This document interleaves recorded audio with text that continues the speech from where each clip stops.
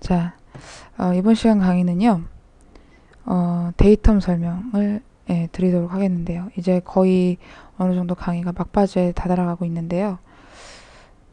여러분들 좀 강의도 좀 지루하실 수도 있고, 노력들도 아마 많이 하시고 있을 거라고 생각합니다. 이 강의를 보시면서.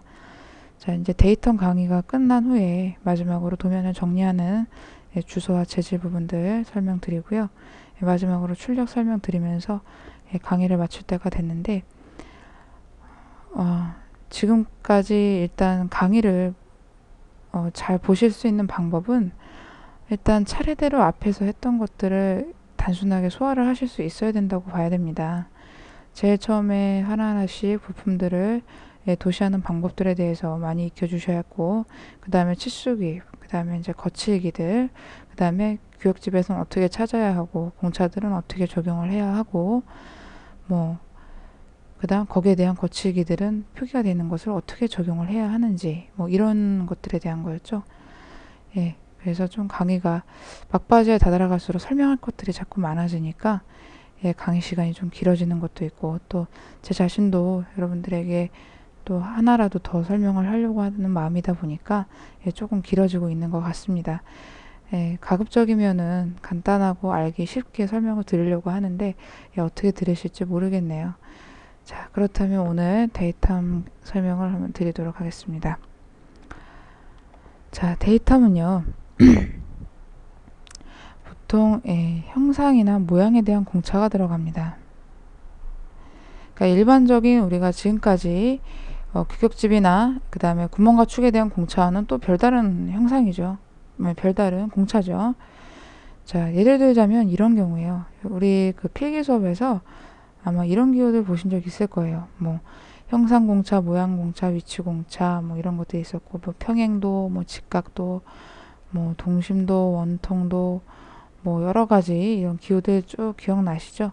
바로 이런 것들이 들어가면서 모양에 대한 형상, 가공을 어떤 식으로 해줘야 되는지의 이해도를 조금 더 높여주는 그러한 부분이죠. 자, 그렇다면은 예를 들어서 이제 설명을 드리도록 하겠는데요. 자, 일단 화면을 소급시키고요. 자, 현재 있는 모양의 형상이 한번 이런 거라고 생각해 보세요. 자, 약간 좀 못 그리는 그림이지만, 자, 사각 형상에 자, 원통이 그 위에 올려져 있는 형상인데, 자, 위에서부터 아래까지 그 안에 구멍이 빵 다 뚫려 있는 셈이죠. 어떤 건지 아시겠죠? 자, 그러면 이것을 정면도에서 한번 그려본다면, 자, 어떻게 생겼을까요? 자, 바닥이 있고 위에 이 부분이 바로 구멍인데, 원통인데, 자, 구멍은 아래까지 뚫려 있고, 치수기를 한다면 우리는 이런 부분들을 파이 얼마, 여기도 원통이니까 역시 파이 얼마 이렇게 도시를 하겠죠. 그리고 각각에 대한 높이, 치수를 기입을 하게 되겠죠. 자, 이때 이 상태에서 이제 봐주시는 겁니다. 자, 잠깐 연필 색깔을 바꿔서 설명을 드리도록 하겠습니다. 헷갈릴 수 있으니까. 자, 거칠기의 형상은요, 우리가 시험 문제에서 봤을 때 여러분들이 그리셔야 할 것이 이렇게 생긴 모양과 또 자, 이렇게 생긴 모양이 두 가지가 같이 세트로 들어가야 해요. 자, 이 부분에 이렇게 색칠이 되어 있는 부분이고요. 이 기능은 뭐냐면은 면을 지시하는 기호, 즉 면의 이름을 준다고 생각하시면 됩니다. 면의 이름을 준다. 그러니까 이 면의 이름은 A고 저 면의 이름은 B고, 그러니까 면에다가 이름을 붙여주는 그 기능밖에 없다고 생각을 하셔야 돼요.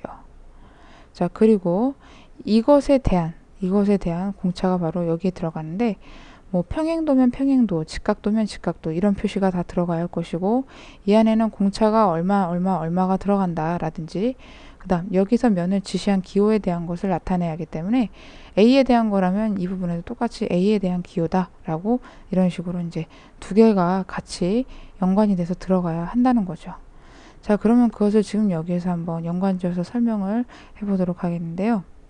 자, 일단 이 부분에 이런 부분들도 어느 정도 여러분들이 정답과 연관을 지으시면 안 되겠고요. 정답이 없더라도 여러분들 스스로가 이런 부분들을 찾으실 수 있는 연습을 자꾸 눈으로 자꾸 보는 연습을 하셔야 돼요. 처음에 제가 이런 부분들을 수업을 하다 보면은 아무리 설명을 해도 학생들이 그런 질문들을 많이 해요. 이해는 가겠는데 도대체 처음에 봤을 때 어느 부분을 면을 지시하는 부분으로 잡아야 될지 모르겠다. 예, 그런 것들도 여러분들이 하실 목이 되겠죠. 자, 지금 이런 부분에서는 가장 넓은 바닥면이 면을 지시하기 좋은 부분이라고 생각하시면 되겠습니다. 자, 그렇다면은 여기에다가 이렇게 면을 지시하는 기호로 자, 이 부분의 거리는 유동적이기 때문에 알아서 해주시면 되고요. 자, 예를 들어서 A라는 이름을 집어넣습니다. 자, 그렇다면 어디가 A가 될까요? 이렇게 제가 이 부분에다 A를 집어넣었다고 하면 치수기입이 되어 있는 바로 이 부분과 지금 이 부분에다가 면을 지시한 게 되기 때문에 윗면과 아랫면은 현재 기준면을 제가 A라는 이름으로 이름을 붙여준 셈이죠. 자, 그렇게 봤을 때 자, 제가 이 부분에다가 공차를 넣습니다. 자, 그렇다면 이런 기호는 항상 기준면에 대한 연관으로 들어간다고 했었죠. 자, 이 부분에 대한 부분에 제가 선을 연결한 이유는 여기서 봤을 때 이 부분의 기준면은 바로 치수기입이 되어 있는 바로 이 원통 부분에 해당을 하는 거죠. 이렇게 봤을 때, 자, 이 부분의 기준면은 이 A라는 바닥 기준면에 대해서 이 원통은 현재 자, 어떻게 보셔야 될까요? 자, 직각으로 보셔야겠죠. 예, 바닥 있고 하나는 세로로 섰기 때문에 그래서 얘는 지금 A면에 대해서 직각이다 라는 표시를 넣어 주실 수가 있고요. 그리고 거기에 따른 공차 값들은 원래는 지정된 공차는 우리가 일반적인 실무에서 쓰는 것들이 다 계산을 해서 집어넣어야 할 만큼 다 있습니다. 그렇지만 우리들이 시험을 볼 때는 실제로 그것까지는 조금 힘들다고 보셔야 할 겁니다. 그래서 일반적인 공차 값을 쓰는 것들이 있기 때문에 그런 걸 좀 이렇게 넣어주시고요. 보통 소수점 셋째 자리까지입니다. 그래서 이런 식으로 제가 0.009를 넣었다고 가정을 할게요. 자, 이렇게 넣어줬고요.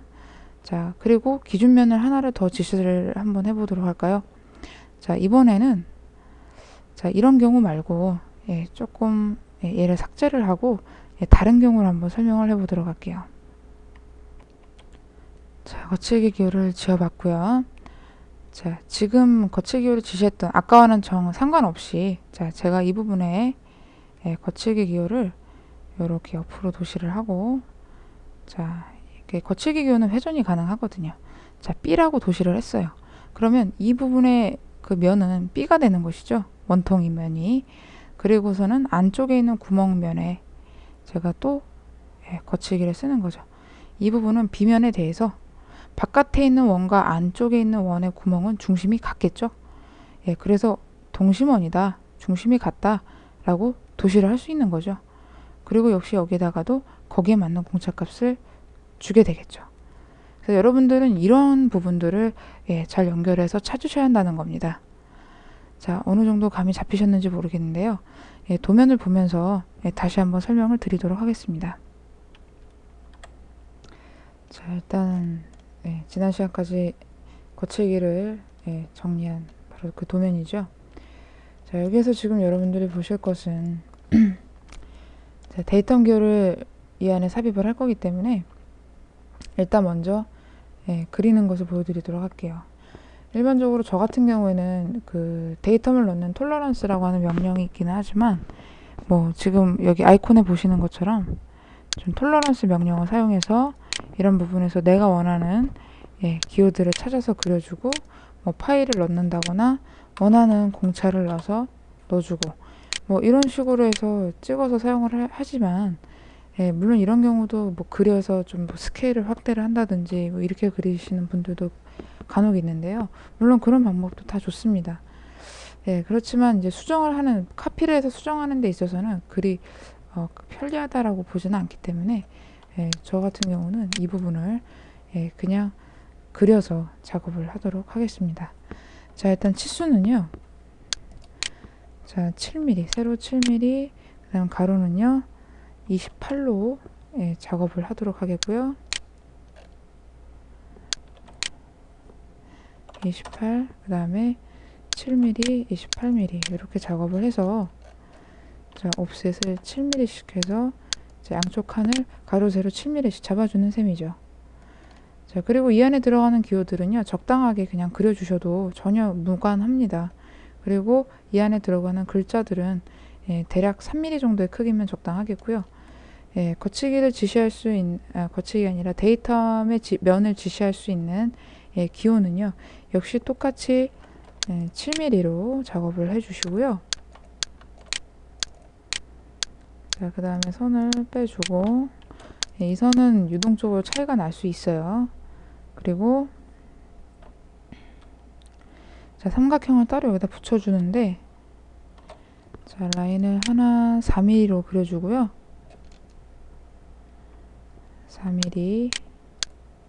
자, X라인을 써서 뭐 정삼각형으로 딱 세모로 표시를 하시는 분들도 계신데, 모양에는 큰 차이가 없습니다.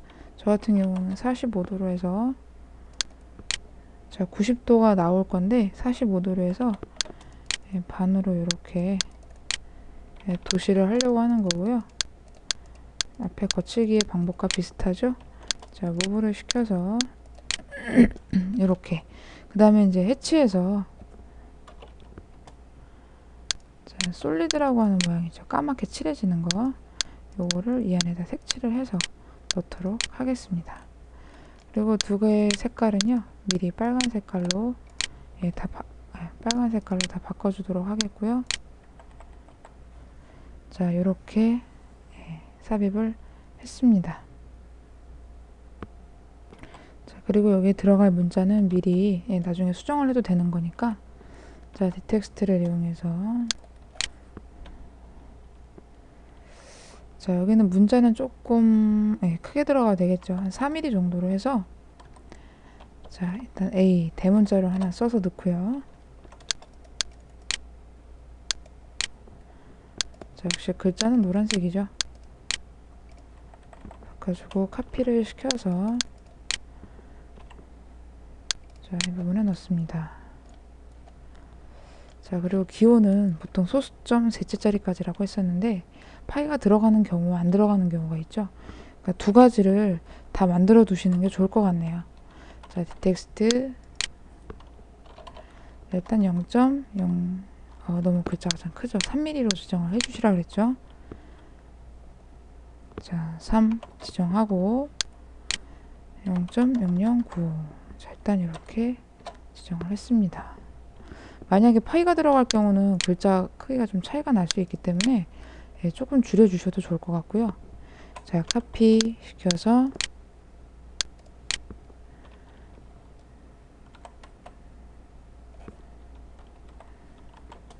자, 디텍스트 자, 이번에 한 2.5mm 정도 주고요.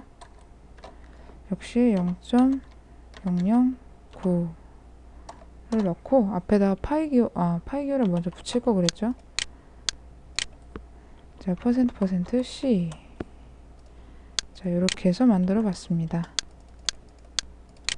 아니면 이제 글자 크기가 좀 차이가 날 수가 있으니까 여기 있는 것을 그대로 복사를 해서 쓰셔도 상관은 없겠죠. 파이만 지워놓고 미리 여러분들이 쓰실 거를 만들어 놓는다고 생각을 하시면 됩니다. 자, 그래서 이렇게 두 가지를 작업을 해놨고요. 글자 색깔만 수정을 했습니다. 자, 이제 실제로 이 본체 안에다가 지금 그런 부분들을 넣으려고 하는데, 자, 아까 설명해 드렸던 것처럼, 자, 일단 먼저 한번 설명을 먼저 드리도록 할게요. 자, 연표를 봐주시면은요, 일단 기준면은 저 같은 경우는 자, 이 부분의 바닥에다가 삼으려고 해요. 자, A라고 지시를 할 거고요. 자, 그러면 그렇게 된다면 이 부분의 바닥면과 이 윗면에 지금 기준면을 제가 A라고 잡은 거죠. 그러면 그 A라는 기준면에 대해서 자, 거기에 속하는 공차를 어떤 부분으로 넣으려고 하는 거냐면 바로 이 부분에서 보시면은요. 자, 지금 파이 40 베어링이 들어갈 부분의 구멍이 두 군데가 뚫렸는데, 자, 제가 지금 그린 선을 보고 뭔가 느끼시는 게 없나요? 자, 바닥 부분의 선과 지금 보시고 있는 이 구멍의 그 관계가 바로 평행함을 알 수가 있겠죠.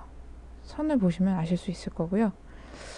그리고 또 하나는 두 번째 2차적으로 이제 거칠기는 제가 이 부분에 또 잡으려고 해요. 자, 만약에 이 부분은 B라고 잡을 것이고요. B라고 잡았을 때 이 구멍과 이 구멍의 중심은 서로 어때야 되죠? 중심이 서로 맞아야지, 중심이 안 맞으면 안 되겠죠. 그렇기 때문에 이 구멍과 이 구멍의 관계는 서로 중심이 같은 동심원이라고 할 수 있겠습니다. 그러니까 여기서 같은 경우에는 평행이기 때문에 평행기호를 사용할 것이고, 여기서는 동심원이다 보니까 동심원의 기호를 사용할 수가 있겠죠. 자, 그러면 어떻게, 자, 이 부분 이해 가셨나요? 자, 그럼 한번 삽입을 해보도록 하겠습니다. 자, 삽입하는 중간 단계를 한번 잘 보시는데요. 자, 먼저 무브를 시켜서, 자, 이 부분들도 자꾸 복사를 해서 써 보셔야 합니다. 그죠? 자, 카피를 시키고, 자, 바닥 부위에 기준면을 넣어줍니다. 대략 이 정도에 넣었어요. 자, 얘는 나중에 다시 쓸 거니까 좀 따로 떨어뜨려 놓으시고, 이제 거기에 대한 거칠기를 표시하려고 하는데, 자, 어떤 부분이냐면 아까 제가 바로 이 베어링이 들어갔던 지름 부위에 표시를 하겠다고 했었죠. 자, 그렇게 해서 자, 라인을 실행을 하고 거기에 맞는 보조선을 뽑는 거죠. 자, 그럼 파이 40에 있는 H7, 이때 이런 경우 지금 치수기입을 먼저 하면서 미처 그런 부분을 좀 못 잡을 수도 있는데요. 나사 치수기입을 제가 지난번에 이런 식으로 할 수 있는 것과 이런 식으로 할 수 있는 것들을 보여드린 적이 있었죠. 그래서 지시선으로 한다면은 아무래도 겹칠 부분은 없었을 텐데, 이 부분에서 지금 선을 뽑아야 하는데 이 치수가 겹치기 때문에 이런 경우는 조금 안쪽으로 들여다 놓고 치수기입을 할 수 있었으면 좋겠습니다. 그리고 여기 있는 것들은 치수기입을 조금 더 밖으로 뽑아서 좀 더 밀어주도록 할게요. 그래서 처음서부터 이런 부분들은 잘 실제로 거치기도 넣고 또 데이텀도 넣고 하다 보면 좀 변경될 수는 있겠죠. 자, 그래서 라인을 이 부분에서 보조선을 뽑고요. 자, 데이텀의 방향은 본인이 뽑으시는 대로예요.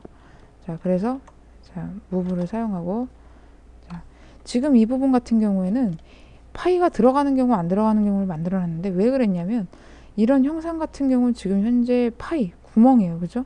그러니까 원형이기 때문에 공차 값에 반드시 파이가 들어가야지만 되겠죠. 자, 그래서 이것을 중간점에다 맞춰서 딱 붙여주시면 좋겠고요. 자, 역시 색깔은 똑같이 빨간색으로 적용하고, 그 다음에 이제 평행기호를 그려주셔야 되겠죠. 평행기호는 그냥 자유스럽게 그냥 본인이 그리시고 싶은 대로 이렇게 예쁘게 그려주세요. 자, 그리고 역시 노란 색깔로 바꿔주시도록 하시고요. 자, 어떠세요? 간단하죠? 넣는 방법은. 자, 그리고 아까 제가 이 부분은 이제 평행이라고 기준면에 대해서 이미 지시를 했었고, 기준면을 바로 이 부분을 또 지시를 한다고 했었는데, 원래는 이제 일반적으로 지시하는 경우는 이렇게 이런 부분에다 갖다가 붙이실 수도 있지만, 이렇게 지금 기준면이 지시되어 있는 상태에서 다시 기준면을 또 지시를 하실 수도 있어요. 그래서 넣고 나서 기준면의 이름은 중복이 되면 안 되거든요. 그래서 자, 이런 경우는 이제 B라고 이름을 바꿔주시는 거죠.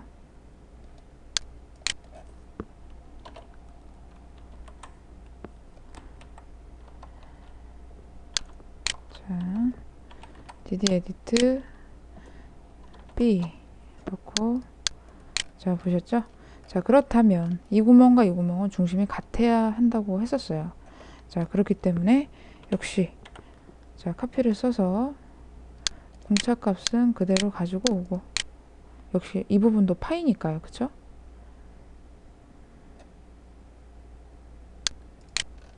난 대략 가지고 와서 자, 선을 이 부분에서 역시 자, 직선으로 뽑아주시는 게 가장 깨끗하니까 반드시 직선의 모양으로 뽑아주시기 바랍니다. 자, 그리고 색깔 바꿔주고 나서 자, 동심원의 기호로 바꾸셔야 되겠죠? 자, 그리고 지금 이 안에 들어가고 있는 공차 값들은요, 여러분들이 설정하시기 나름인데요. 현재 이 값에 대해서 제가 대략적으로, 보통 공차는 우리가 시험을 볼 때 0.008 정도에서 0.015 정도까지 사이에서 기입을 해 주시면 되겠습니다. 지금 이쪽이 0.009가 났기 때문에 양쪽 구멍은 지름이 같죠? 그렇기 때문에 공차 값도 동일하게 적용을 합니다. 본인이 생각하는 공차의 기준을 항상 정해놓고 시작을 하세요.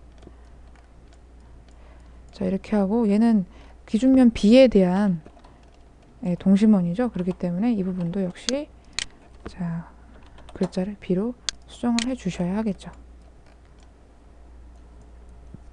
자, 이제 이 부분은 이해가 가시겠죠? 일반적으로 뭐 꼭 그래야 하는 건 아니지만은요.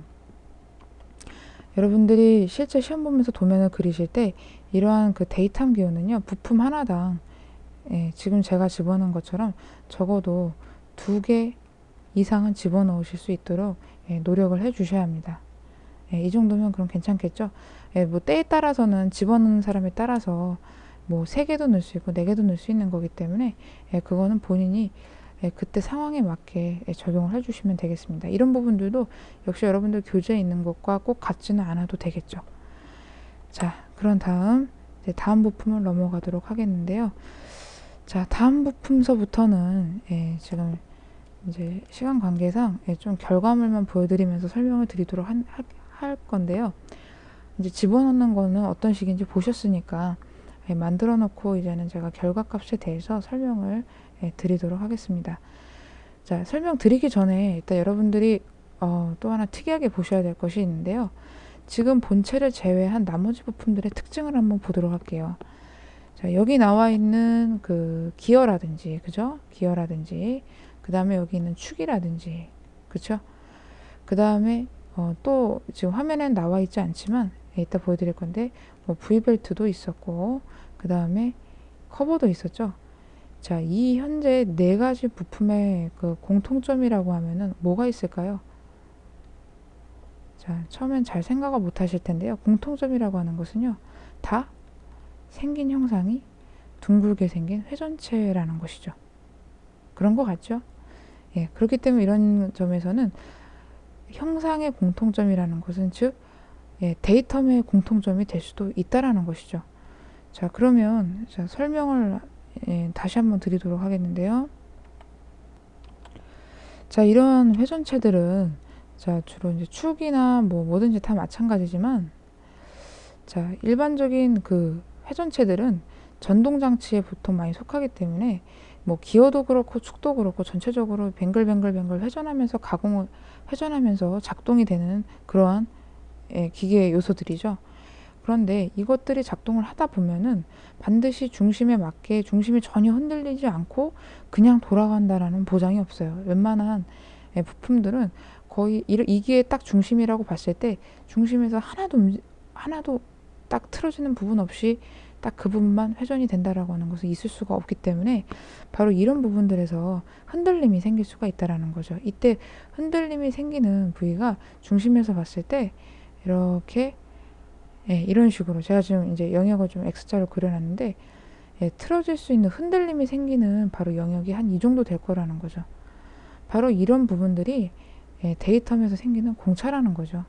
그래서 부품들이 회전하면서 막 이제 회전하면서 바로 흔들림 공차가 생긴다는 거예요. 흔들림 공차는 여러분들 일반적인 기호 이런 화살표들로 많이 쓰이죠. 그렇기 때문에 잘 이해가 안 가시는 분들이라고 하더라도 이런 회전체로 생긴 뭐 축이라든지 그 다음에 기어라든지 그 다음에 V벨트라든지 그죠? 그 다음에 커버 이런 부분들에서는 전체적으로 다 흔들림 공차를 사용할 수 있다라는 그런 쉬운 공통점들이 존재를 하는 거죠. 아시겠죠? 자, 그러면 이제 넣은 결과물을 한번 보여드리도록 하겠습니다. 자, 결과물을 보여드리려고 했었는데 일단 하나는 더 설명을 드리고 보여드려야 할 것 같아서 이 부분만 설명을 드리고 결과물은 다시 다 보여드리도록 하겠습니다. 일단 V벨트에서 앞에서 썼던 기호들을 일단 그대로 카피해서 가지고 왔는데요. 자, 여기에서 이제 이런 부분에서는 기준면을 어디에다 삼을 것이냐. 자, V벨트나 기어나 이런 부분들을 보시면 주로 안에 웬만한 축이 들어가는 구멍들은 많이 뚫려 있는 형상들을 보실 수 있을 텐데요. 이런 부분, 바로 구멍들을 기준면으로 삼으시는 게 가장 간단할 것 같습니다. 자, 그러면 중심이 되는 구멍에 자, 포인트를 잡아서 얘를 자, 거기에 기준면을 갖다 찍어 주시고요. 자, 이때 보시면 좀 끝으로 가서 붙었죠? 옆으로 조금 옮겨주도록 할게요. 자, 너무 좀 기준면이 조금 짧게 보인다라는 느낌이 들 수도 있죠. 그래서 이런 경우는 무브를 사용하셔가지고 이렇게 사용하셔가지고 익스텐드를 써서 선을 조금 더 잡아당겨서 쓸 수 있도록 이렇게 늘리셔도 좋습니다. 자, 아까 B는 썼었으니까 자, C로 이름을 대체하고요. 기준면을 대체한 거죠. 자, 회전체라고 했었기 때문에 이 부분에서는 보나마나 화살표가 사용이 되면 맞겠죠. 자, 이때 여기에서 V벨트는 좀 형상이 길기 때문에 지금 제가 공차를 어느 부위에다 넣을 거냐면 자, 이 중심에 대해서 당연히 바깥쪽 지름에 흔들림이 생길 수 있다라는 겁니다. 자, 그래서 라인에 바깥쪽 지름 옆에 그대로 직선을 빼고 이쪽 방향으로 뽑는 게 낫겠죠? 아무것도 없으니까. 자, 카피를 시켜주고 이 기어를 자, 이쪽 방향으로 가서 붙여주는 거죠. 자, 그래 놓고 제일 좀 바깥 지름의 형상이 기니까 이런 경우는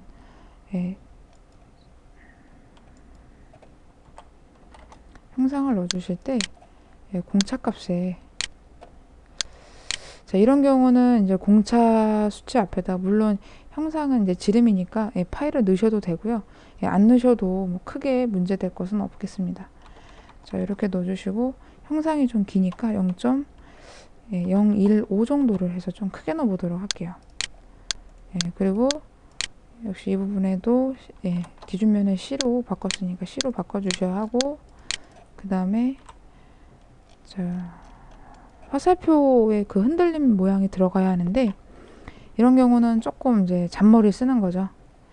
요 지금 지시선 보이시죠? 치수기입에서 요 치수기입을 화살표를 하는 것처럼 해서 여기까지 점을 찍어주시고 ESC를 눌러서 이때 딱 취소를 시켜주세요. 그 다음에 이제 브레이크로 선을 조금 잘라주시고 익스플로드 한번 해주신 다음에 브레이크로 선을 조금 잘라주세요. 그러면 간단하게 흔들린 공차를 만드실 수 있겠죠. 자, 그리고 노란 색깔 바꿔주시고요. 자, 색깔 빨간색 여기도 바꾸시고 자, 이렇게 해서 회전체에 들어가는 흔들림 공차를 하나 넣어봤고요. 또는 흔들림 공차가요, 세로 부분이 아니라 세로 부분이 흔들리면 역시 가로 역시 흔들리는 건 마찬가지라고 보실 수 있겠죠. 자, 그래서 자, 이 부분에 자, 직선 모드로 바꿔놓고 자, 여기에 자, 똑같이 흔들린 공차를 넣어보는 거죠. 자, 역시 카피를 시켜서 얘를 이번에 이쪽 부분을 여기를 그대로 가지고 오고요. 흔들린 공차는 역시 같고 자, 이 부분의 치수는 좀 적기 때문에 아까보다는 조금 치수를 줄여주실 필요가 있겠죠. 그리고 이 부분은 현재 폭이지 파이 값의 지름이 아니기 때문에 지름은 빼주셔야 하겠죠. 자, 지름은 지워주시고 0.01호보다는 0.00 그 정도를 넣어주셔도 괜찮을 것 같습니다. 자, 이렇게 해서 기준면 하나를 가지고 공차를 넣어봤습니다. 자, 회전체 들어가는 공차들 아실 수 있겠죠. 자, 그러면 이제 결과물을 잠시 후에 보여드리도록 하겠습니다. 자, 보시는 것처럼 결과물은 다음과 같습니다. 자, 좀 화면을 확대를 해보도록 하겠습니다. 자, 아까 이미 V벨트까지 보여드렸었고 지금 보시는 것은 지금 기어를 보고 계신데요. 자, 기준면을 이 부분에서도 역시 구멍에다 삼았죠. D라고. 그렇게 해서 바깥쪽 지름 바로 이제 회전할 수 있는 이 부분, 그 다음에 여기도 바깥쪽 지름 두 군데에다가 흔들림 공차를 적용해서 공차 값을 보시면은 좀 작은 부분은 좀 치수를 작게, 그 다음에 큰 부분은 공차를 크게 좀 적용을 해줬죠. 자, 그 다음 다른 공차를 보도록 하겠습니다.